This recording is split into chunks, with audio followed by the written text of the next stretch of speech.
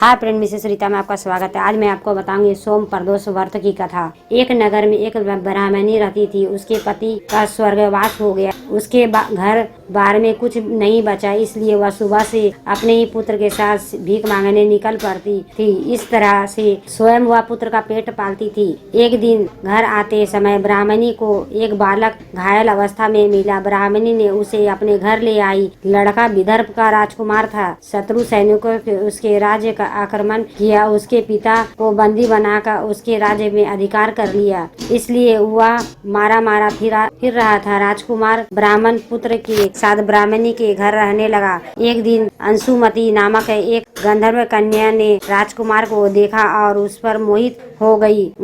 अगले दिन वह अपने माता पिता को राजकुमार से मिलने लाई। कुछ दिनों के बाद अंशुमती को माता पिता को शंकर भगवान ने स्वप्न में आदेश दिया कि वो राजकुमारी की और अंशुमती का विवाह कर दिया जाए। उन्होंने वैसा ही किया। वह विधवा ब्राह्मणी प्रदोष व्रत करती थी। उसके प्रदोष व्रत के प्रभाव से राजकुमार को गंधर्व राज की सेना की सहायता से विदर्भ से शत्रुओं को भगाया और अपने पिता का राज्य पुनः प्राप्त किया और सुख पूर्वक जीवन व्यतीत करने लगा। राजकुमार ने ब्राह्मणी के पुत्र को अपना प्रधानमंत्री बना लिया। ब्राह्मणी के प्रदोष व्रत के कारण शंकर भगवान की कृपा से उसे राजकुमार और ब्राह्मणी के पुत्र के दिन सुधर गए।